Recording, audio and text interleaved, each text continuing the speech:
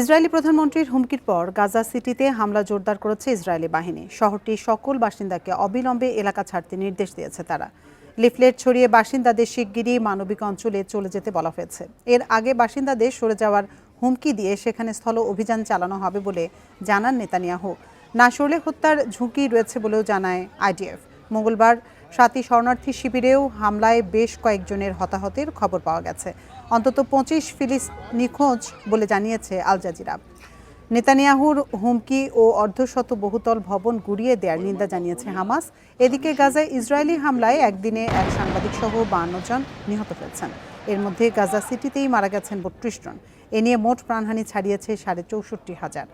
এদিকে ইসরায়েলের বিরুদ্ধে অস্ত্র নিষেধাজ্ঞা সহ নানা পদক্ষেপের ঘোষণা দিয়েছে স্পেন। প্রধানমন্ত্রী পেড্রো সানচেজ বলেন, লক্ষ্য গাজায় গণহত্যা বন্ধ করা।